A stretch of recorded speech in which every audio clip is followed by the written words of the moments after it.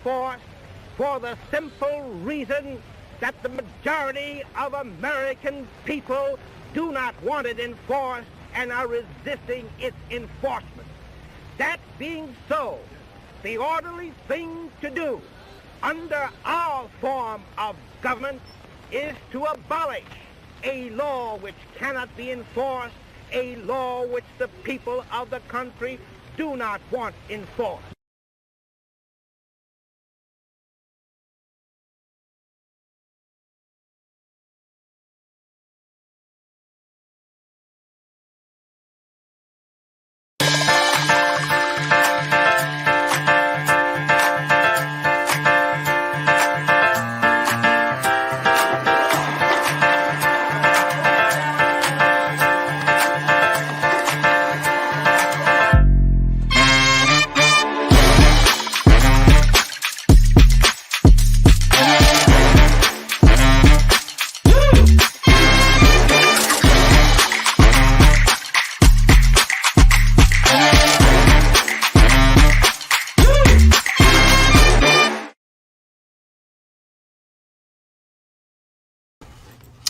And welcome to the show. I'm Kent, your host, along with Zach and Caitlin. We've got a good one for you tonight. It's going to be a quick one, a little bit different than what we normally do. We've got candidate for Attorney General, Kris Mann, on the show. And we've got him just for a little bit of time. Things were kind of condensed down. He's super busy, hot on the campaign trail. So we want to get as much out of him as we can while he's here. So at this time, we'd like to welcome Kris Mann to the show. Hey, Kris. Thank you so much for being here tonight. We appreciate you. Yep, I got him there. Had you muted there for a second, but thank you for taking your time out of your schedule to be here tonight to visit with us and our viewers. How are you? Hey, great. Thanks for having me. I'm excited to be here and talk to everyone. Yeah, absolutely. So for those of us that don't know Kris Mann, tell us a little bit about who you are. Absolutely. So I have been a lifelong Kansan. And my entire career has been dedicated to public service. I actually started out as the youngest police officer in Lawrence, Kansas. I was 21 years old. I was still in college at KU and paid my way through college as a police officer. I was actually injured in the line of duty while there. I was hit by a drunk driver while I was on a car stop and forced to change careers. But I found a way to turn that pain that I had of losing that job into purpose to still help victims of crime. I just did that in the courtroom instead of on the streets. So went back to law school at Washburn on a full ride public service scholarship, started prosecuting in Wyandotte County, Kansas, everything from traffic tickets to murders. Then off to the state where I prosecuted white-collar criminals who were preying on the elderly. And most recently, I've been working in my private practice helping victims of drunk driving handle their injury cases as well as navigate the court system. Fantastic. Sounds like a full career. Already. Yeah. Well, I mean, you're not even that old yet. Yeah, exactly. So you said you were the youngest police officer. What age were you exactly when I was you started? 21 years old when I started. Did you have any military experience before that? No, none. What made you decide criminal justice, being a police officer, was the thing for you? Well, interestingly, my dad was a police officer before me. He was a cop in Lenexa, Kansas, and I remember as a kid watching him go off to work and then hearing the stories of what he had done. And I joke sometimes, but it's maybe partly true. There's one time he let me turn on the lights and sirens in the car, and that may have pushed it over the edge for me. That is a pretty cool experience when you're a kid and even as an adult, you know. The other day, the fire department was at our local, it was a middle school here, and I think it was a Big Brothers and Big Sisters program. And they had a touch truck kind of thing going on with the big fire truck and the ladder and our SWAT van. And, I had to run by just to see what was going on and saw the kids, and they were happy. So, yeah, I totally get that aspect of it. So you've been campaigning Kris Kobach against him for Kansas Attorney General over the last month or two. How's that going? How's that road going? How's Kansas treating you? It's been great. Across this state, I have talked to people who are interested in what I'm telling them, which is we need to focus this office on helping the people of Kansas, focus it Mm-hmm. on public safety and not on politics. Mm-hmm. From what I've heard and what I've seen, Kris Kobach has said he wants to wake up every morning and for breakfast find a new way to sue the federal government. Well, I want to wake up every day and figure out a way to help the people of Kansas, because that's what this office is about, whether it's consumer fraud or Medicaid fraud, violent crime issues. The Attorney General's office does a lot of work to help everyday Kansans live safer lives. It was pretty apparent to me throughout the debate last night that Kris Kobach focused a lot on issues that affect us nationwide. He didn't have a whole lot to say about what's really going on here in Kansas, other than, as you pointed out, he went back on some of the things that Derek Schmidt had implemented, even with his national campaign rhetoric for it. Do you think Kris Kobach is in it for Kansas, or does he have bigger aspirations? This is the 8th time he's run for office. This is his 7th choice for office. I think he just wants to be in power so he can pursue his own political agenda. Heck, his yard signs say "Sue Joe Biden." I mean, that's his whole agenda. You called him a comic book villain, and it's so. It literally, I love comic books. I don't know if you see my background. I love comic books, and it is literally like a comic book born a villain come to life. He's just gonna take power no matter what. Gonna rule the world. Yeah. It's all about theatrical with everything, and just constant monologues. What's it like trying to work with somebody on? Because we watched that debate, and just he doesn't stop. He doesn't. It's relentless. Yeah, it's interesting. It was a fun debate, and folks should definitely check it out. It shows the real stark contrast. I mean, I've actually had a life of public service. I lay out in my closing the fact that while I was a police officer, he was running for office. When I was injured, he was running for his 3rd office. And while I was helping to prosecute crime across this state, he just continued to run for office. That's what he's done his entire life. He's a career politician, and that's not what this office needs. This office needs someone who is serious about doing the job and someone who's actually done the job before. Mm-hmm. Yeah, and I found it exceptional. I think the debate that you guys had on the 18th was one of the most watched Attorney General debates in the nation. Do you think that's because Kobach is so polarizing and he's so interested in things that are outside of Kansas? Yeah, I mean, he's got name recognition across this country, and folks know who he is, and so that makes it interesting. But what's fascinating is that as I'm talking to Republicans and Democrats, folks just want someone who is going to do the job. Like this shouldn't be a brilliant new idea to want to come in and do the job, but unfortunately, that's where we're at. Someone that just wants to do the job is someone who has a novel idea, and I think folks are interested in seeing that too. Yeah, absolutely. Also, this is a really weird election season that we're in. We just had August 2nd come up, and we want to talk a little bit more about that here in a moment. But for instance, and especially people that are here on this show, we don't have cable anymore. Many of us are left to watch these things post-production, like your debates, your campaign ads, things like that go out through YouTube, Facebook, your social media channels. Adding to that, a couple of key things were revealed by the statistics on that August 2nd ballot. Our youngest demographic registered in droves to vote. And also, almost half of registered Republicans didn't vote up ballot, this last election. Have you had much interaction with Gen Z and people across the aisle? Or do you rely on established Democratic voters to win. And I do have to say, before you answer the question, I am currently a registered Republican.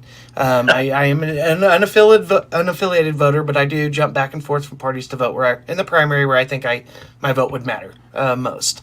And I did get a text from your campaign yesterday, and I was happy to tell them that, yes, I will be watching you on my own podcast tomorrow, tonight. So, yeah, that was pretty cool. So I know that you are reaching out, at least to registered Republicans, but how else are you hoping to make that connection? Yeah, we have done what we can to reach out to Republicans, Democrats, Independents, because we think our message translates to all those folks, because this office shouldn't be about politics. It should really be about the public service that the office does. That's why you'll see on my endorsements, I'm endorsed by former U.S. attorneys who have been appointed by Democrats and one that was appointed by Donald Trump. I'm endorsed by law enforcement that are Republicans and Democrats. And one of the interesting ones that tends to come up is the Kansas Livestock Association. That's an organization. I'm the third statewide Democrat that they have endorsed in I think the past decade or so. And that is because I listened to them, just like I've done across this state on my campaign. I listened to the issues that were important to them. We talked about litigation because look, there is federal litigation that needs to occur when overregulation happens and it hurts our farmers and ranchers, keeps them from putting food on the table. But these aren't the splashy headline grabbing, attention seeking issues that my opponent wants to pursue. This is the stuff that's you're not going to hear about in the news. It's just the work of the office that needs to get done to help the people of Kansas do what they do best. You mentioned being endorsed by the Kansas Livestock Association. Can you talk about, because previously it was Derek Schmidt, right? And another villain character. Talk about right to repair. Out here in Southwest Kansas, it's all farmland out here, and right to repair is probably talked about every morning at McDonald's over coffee. It is brought up. Well, tell me what you're hearing out there on the issue, because the issues that I'm hearing right now are water issues in Western Kansas. We're needing to make sure that we're dealing with those in a significant way, because as we continue to have droughts and issues out that way, water is like the critical issue that I hear from every farmer and rancher that I talk to throughout the state. And that's where we'll need to focus our energy. And Sure. if Kobach's in there distracted by a bunch of frivolous lawsuits, then courts aren't going to take the office seriously at that point. If we want to talk about water in Southwest Kansas, the most commonly grown crop is corn, and it uses 10 to 14 inches of water to grow a stalk of corn. And what you don't see growing out here is hemp, which can be used for the same purposes we use corn for, which is mostly feeding cattle and ethanol. And it requires 4 to 6 inches to grow. And you can get 3 crops a year instead of 2. So, I mean, if we want to talk about things that are going to conserve water, that's a focus we need to have. And hemp is something that farmers out here, while it is legal, has massive hoops to go through, and they're terrified to even get into it because it's so close to being illegal. You know, it's interesting. I think that as I've talked to the ag community across the state, I've found that they don't feel like they're being listened to. They don't feel like their voice is important. And so that's what I focused on, is making sure that we listen first, because people are tired of politicians just telling them what the answer is. They want to be a part of the solution. They want to tell you what the issues are, what they see as a potential pathway to solution, and then work together to make that happen. That's how our government's supposed to work. And that's what I intend to do. If folks are interested in making that crop change, I mean, I've heard all sorts of ways in which our farmers and ranchers are trying to make changes to dry land cropping or other issues. But certainly we need to work with them so they're comfortable doing what they can do to put corn is heavily subsidized, and that's why it's Sure. grown the way it is. Absolutely. Caitlin, have you gotten some computer issues straightened out there? Yes, She's had the luck of the draw lately. I'm only catching about half of what everybody's saying. Can you hear me? Yeah, Yeah. absolutely. Yeah. Okay. Hopefully you got the good half. Yeah, exactly. It's lagging, so if you guys Yeah. want to keep... So, moving forward, one question was about improving, from the debate, was improving Kansas open records, making the government even more transparent. You were both pro-addressing pro-public requests, which was one thing I think you guys actually agreed on in the debate from the first time around. We want to take this opportunity to ask your advice on a very local issue we continue to bring up on this show. I like the part of your answer to this was to implement education to the public about how to enforce our laws. It just so happens that the Assistant Attorney General office at the time took on the case we're going to ask you about. To make a long story short, Troy Unruh, he's a city commissioner here in Garden City. He sits on our commission after pleading guilty to it was a plea agreement. He pled down from stealing over $20,000 from a specific nonprofit here in Garden City to a misdemeanor. In restitution, he still owes $18,000, but he was convicted on the misdemeanor of $1,500. He still sits on our city commission. We can't do anything about it as far as recalling him because it wasn't a felony. It was pled down from a felony. He pled down from the felony. And there's two other aspects of it that we just didn't hit. How is that possible? And what should, how do we keep our citizens, how do the citizens keep our local government honest? And how do we hold them accountable? Even if the Attorney General's office is prosecuting such a case. Right. So you're saying the Attorney General's office prosecuted that case? Yeah, they prosecuted that case, and he still sits in a position of power on our city commission. He is now out in other counties in our area, setting up the same type of nonprofits, doing the same type of things.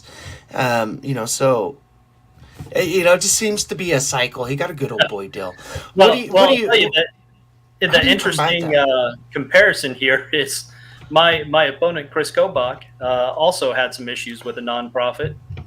He was the general counsel for and on the board of a nonprofit that is currently under indictment for fraud.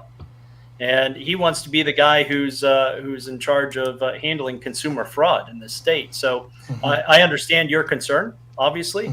As I've worked through this campaign, I've seen it in my own opponent. So obviously, it's about the ballot box. I mean, that's where you hold elected officials accountable.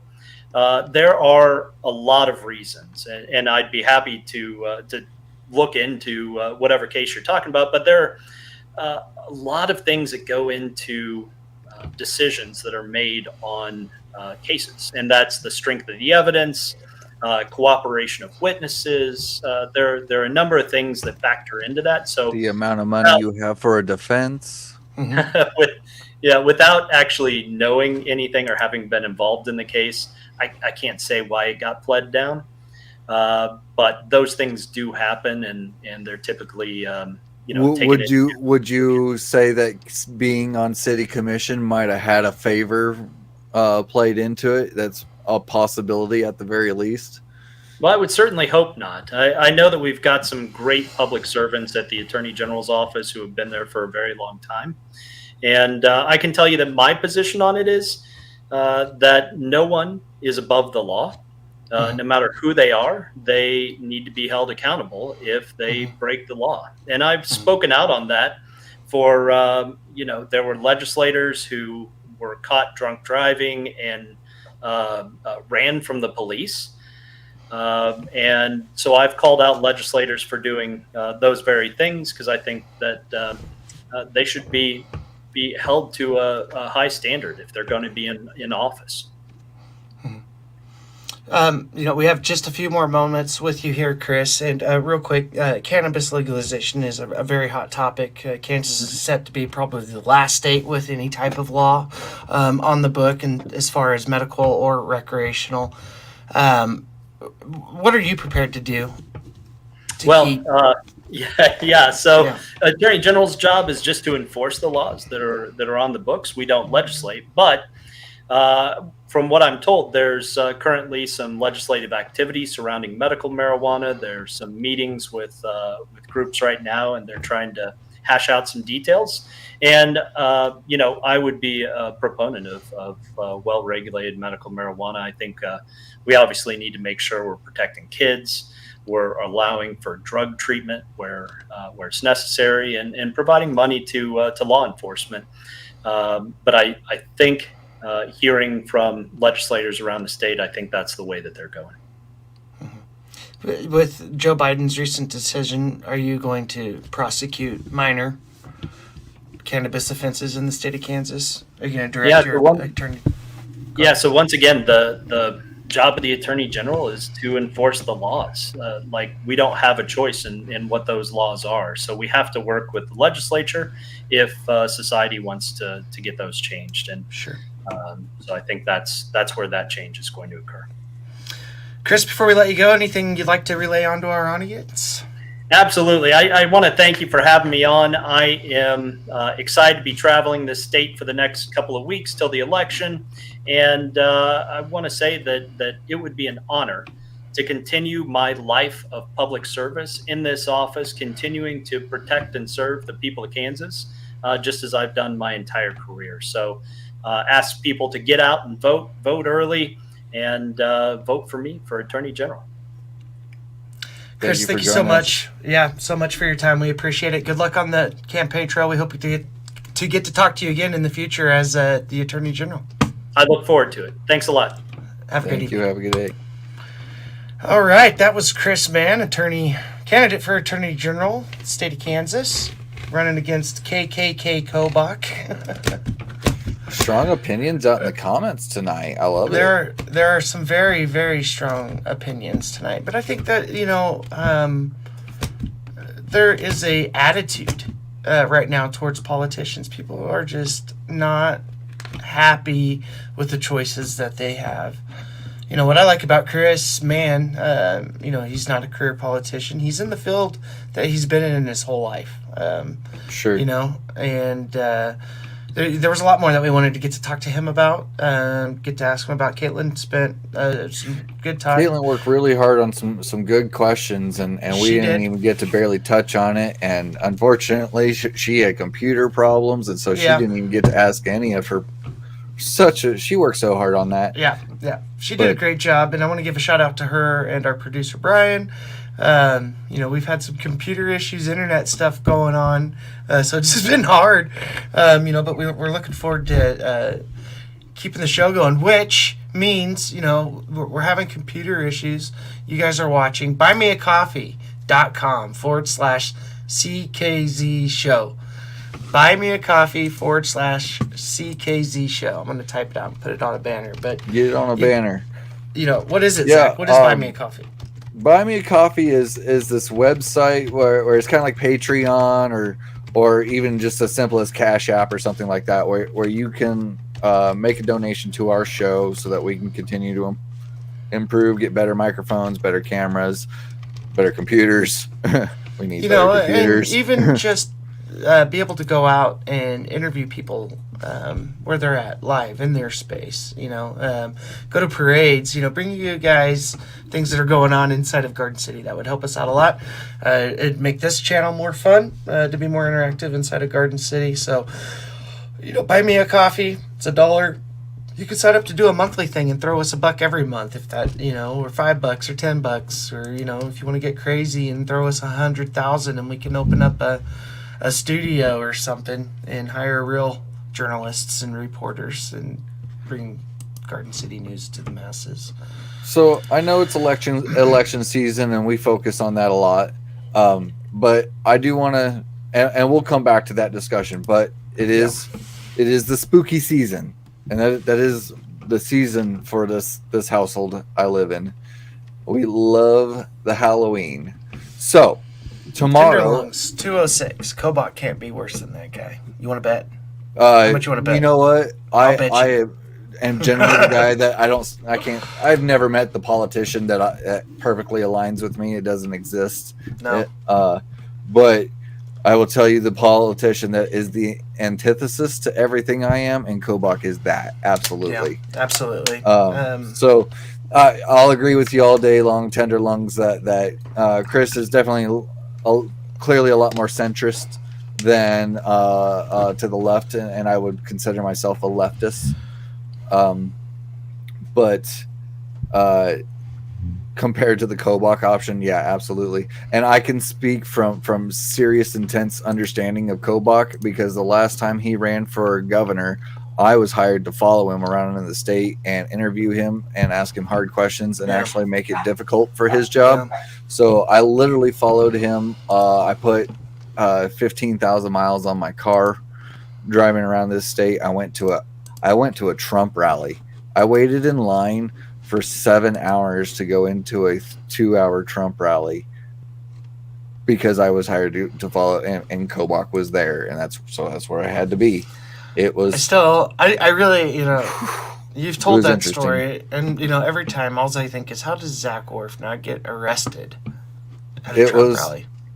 It was surreal. Like, you see some of those events on TV, and it compares nothing to attending one in real life. There are just some absolutely wild people that have crazy amounts of commitment to their party, and it's very cult-like. It was, but you know what? I will give credit where credit is due, because I stood in line and there was a family in front of me, and granted, I didn't tell anybody who I was or what I was there for. I was wearing a Kobach shirt. So the family didn't know that I was on the left or anything, but they were very kind. They had an extra chair to sit in and whatnot. They let me use it. At one point, the mom went and got food and brought me back food, even though I had packed a lunch and whatnot. Mm-hmm. So I'm not disparaging all of the people there and whatnot, but there was definitely some characters that could use a therapy session or two. Yeah. But let's highlight events. It's spooky weekend, and we got some good events. So let's touch on that before we'll come back to it. Yeah, Garden City's going to be lit up this weekend with ghouls and ghosts. What's going on, Zach? So what do we got? Starting tomorrow, we got Moonlight Madness, rather. It's tomorrow starting at 5. All the downtown businesses are going to be open late. They're going to decorate for Halloween, probably be giving out candy if you want to bring the kids. It's a great way to kind of highlight downtown Garden City, which, let's all admit that sometimes we forget to go check it out and whatnot. We've gotten used to our online shopping and things. Mm-hmm. And this is just a great way to let them know that we love them. We love our downtown. It's beautiful, and we want it to still be around. Yeah. There's some great restaurants downtown too. Absolutely. Ninja Sushi, Traditions, Flat Mountain Brew House. I mean, there's about something for everybody down there. There's great Mexican Casa Mariachis. Yes. Yeah, but also this weekend, it's going to be a spookin' and tootin' Halloween truck show this Saturday from 5 to 10 at 409 West Lake Avenue, Garden City. Trucks and candy. What a great combination. To make this a memorable Halloween for the kiddos, bring your kids down to collect some candy and look at some really cool trucks. Well, look at that, guys. That looks awesome. Oh, it's so lit up. It is lit up. I love it. They'll have food trucks, trailers, a DJ playing some great music so you can get your groove on. Come by and check out this event. Put on by your local truckers in surrounding areas. Hoping to see a lot of you there. Free admission, and all are welcome. So it's free. It's candy, lit up trucks, music, food. Oh my gosh.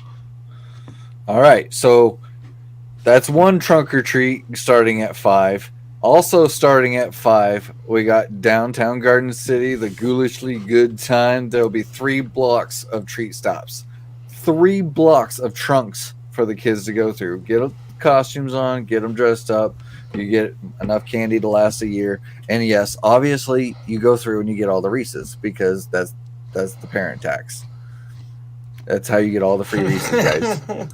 Step 1, take the kids trick-or-treating. Step 2, take the Reese's. Yeah, this one's not good. This one has razor blades. You don't need this one. Yeah. Always the Reese's. Well, I don't know why that's where they put it. I'm sorry. Yeah. So, guys, we had a longer show planned for you tonight, and things changed up a little bit, as they do. We've had some tech difficulties, if you're just joining in, with half our team tonight. So, we want to thank Chris Mann for taking time out of his schedule to be here. We also want to thank the Reverend Mark Holland, who's running for... help me out here, Zach. Mark Holland is running against... why am I going blank? I'm trying to remember his opponent now. It's Jerry Moran. He's Moran, yeah. So he's running for Senate. He's running for U.S. Senate. Tech problems everywhere. But you know what? If we can't remember that stuff, what business does Jerry Moran have being in there? Here's the thing. He's a million. In my opinion, the name Reverend Holland is what matters most. That's what you need to remember, in my humble opinion. We want to thank Elva Madrid, who's running for County Commissioner, District 5, and Jimmy Beard, who's running for District U.S. House Reps. District, the Big First. The Big First. For the Big First. Yeah, running for the Big First. So... we appreciate everybody giving us time. And that's one that he really stands a chance at winning. And people want to go out and make sure they vote for him, because we've got this redistricting. We got Manhattan and Lawrence, and that's a lot of college kids. It's a lot more left leaning. He's young. I mean, there's no reason why if there's one that can be won by a Democrat in Kansas, it's that one. He's got a lot of really good ideas, and I think he listens to people, and he understands the average American person. He is one. He's a school teacher. You know what I mean? So he's very relatable. I did like Jimmy a lot, and I really hope that people take time to look at him. But we're not doing endorsements here tonight, which we kind of are, but we're not. What we are going to do though next week is the show doesn't endorse anybody. We never will. But we will offer our own personal endorsements if we have any. We'll kind of talk a little bit about how we vote and why we vote. We'll talk about what's coming up on your ballot. There's some judges to vote yes or no to retain. Some of our crew's going to vote yes. Some of our crew's going to vote no on those. And so you have to tune in next week to find out why. Some of us are voting yes, or some of us are voting no. There's a couple of amendment ballots coming up as well we're going to divest into. And, it's kind of what you're going to see on your ballot.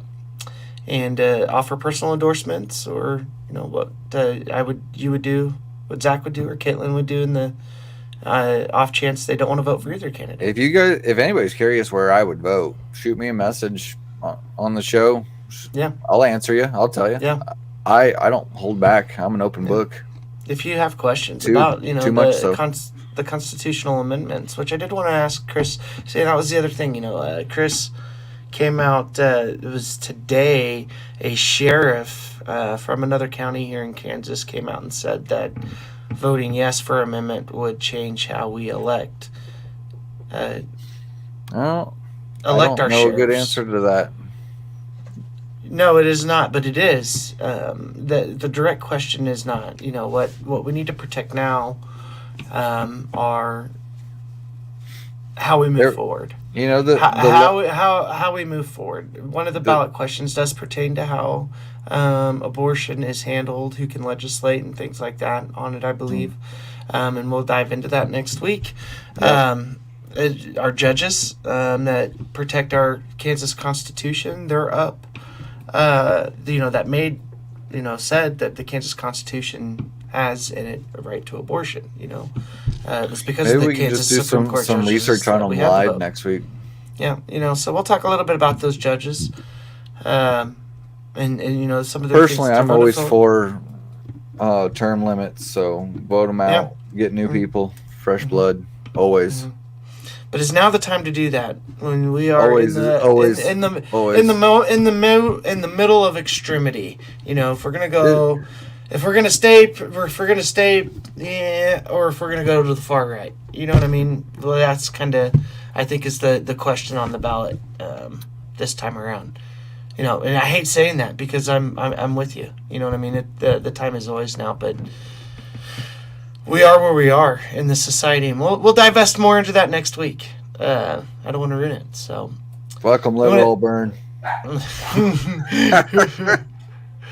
If you've been to our Facebook page, that's the first thing you're gonna see: red and blue, and they both suck. Yeah, I don't know, but I also think these gigs should pay well, so that way people want to do it too, or can afford to do it. Guys like me and Zach can't run for office because it doesn't pay shit. So yeah, okay. So state senate, just the state senator, it pays what, 28,000 or 32,000, something like that. Yeah. Sounds all right. During the session, and you get a per diem every day for food and lodging, which is like $100 a day. Mm-hmm. But that's not enough to live on and drive back and forth, especially if you have a family and kids. So you can't just be a run-of-the-mill 35, 40-year-old and run for one of those jobs. I'm not one to say that politicians deserve raises. But if it's not paying a living wage, then you can't get real people to do that job. It's only people that are retired or just independently wealthy. Even with a living wage and whatever your definition is of that, a lot of people were fighting for 15, and then it was 20, and then it was 25. Whatever it is now, it doesn't. We're talking tender lungs. We're talking about. State. That's not where they make their money at the in state Congress, house. though. State house. Go state look Senate. at Jerry Moran's donations. You'll see where he makes money. Yeah. Speaking engagement and book deals. They're getting rich on stocks. Nancy Pelosi and Mitch McConnell both own stock in BlackRock and all kinds of military industrial problems. Now we're and not every talking. Other politician gets into all of that. Tenderloins, we're not talking about the federal level. We're talking about the Kansas State House, Kansas Senate House. That where real change happens for our state. Senate, not national. Where we pass healthy cannabis laws and quit making Kansas refugees. I don't have to Google it. I ran for it. Well, no, he's talking about federally. Yeah, you're right. Yeah, federally. They make good money. Over $100K. But in our state house, they're also traveling back and forth to Washington D.C., and that's an exuberantly expensive. It's not a state, but district to live in. I do want to say though too. Back to my point. Even the living wage isn't enough because you have to have your residence where you ran the district you're from. And you have to have a residence in Topeka. It's extremely expensive. It is. To run for office. It's not fair to the average working. And so you have two options. Be independently wealthy or be retired. And the only reason sell your soul to Cecil O'Brate. Right. And the only reason anybody that is of that age is going to want to do that is because some oligarch is willing to pay them to do that. Yeah. And it's a tale as old as time. Nancy got stock. Mitch got stock. Everything. They all got stock, man. It was a horrible There ain't nothing thing. wrong with them having stock. It's when they're trading it and whatnot and then making announcements. And then the PPP going and selling all their stock. All the PP loans they got. And then saying, hey, this pandemic's real. No, they don't have any of that bullshit and you're all broke. Yeah. We're in a weird time, and Yes. I think, we want to burn the system down, and to do that, I think we have to play the Game of Thrones. There was a while there where I just couldn't stand the word unprecedented because I was just so sick of hearing it. Yeah. Well, anyway, folks. Unprecedented times. Yeah. We'll be back next week. Wednesday at 8 p.m. as usual. We'll be running down the ballot, your choices for November 8th. the big midterm election season. We want to thank you so much for being here tonight. Shout out to our producer, Brian Be Real, and the always beautiful Caitlin Be Genuine. They'll be here next week, back ready live. We'll get to work through the kinks and make sure they look good and feel good. And we hope you look good and feel good all week, too. What do you got, Zach? No, I appreciate all of you guys. Remember, you can buy us a cup of coffee. What is the website? Kent, you have it memorized. I don't. It is buymeacoffee.com/CKZ show. There you go. buymeacoffee.com/CKZ show. Do the likes, the subscribes, the shares. Tonight was a good show. I had fun. Yeah. I wish we had a little bit more time on Kris, man. I'd grill him a little bit more on that cannabis topic. I don't know. Force an answer out of him. We can't answer that question, but you know what bothers me about the Missouri and Oklahoma debate and the cannabis thing is, you know, at these debates it's all about Missouri right now. All of these politicians that are running for state offices, it's all about Missouri legalizing right now and how it's going to affect Kansas City and the East Coast or the eastern portion of Kansas. At the end of the day, with cannabis in Kansas, there's only one name you need to know, and it's Ty Masterson. He and he alone holds the ability for legal cannabis of any format in Kansas.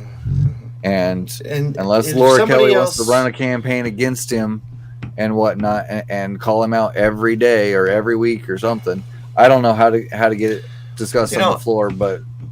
And I really hope somebody asks this attorney general candidate, one of them or both of them actually, you know, if the city of Wichita votes to legalize cannabis, is he going to override it?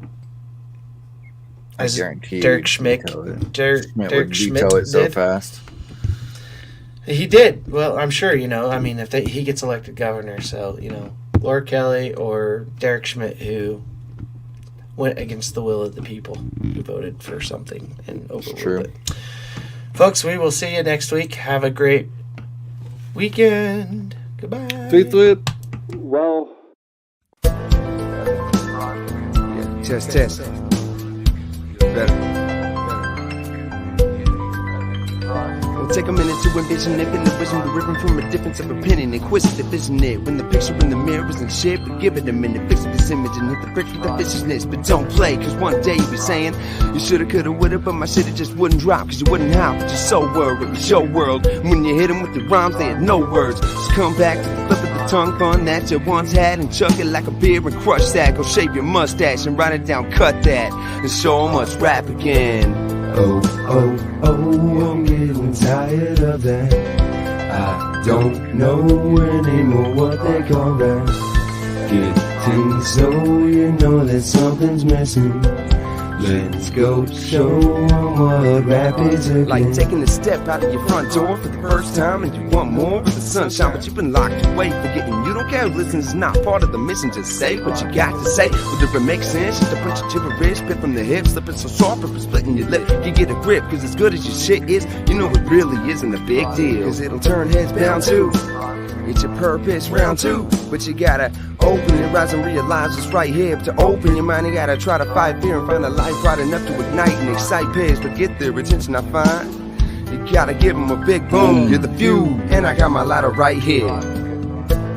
Oh, I'm getting tired of that.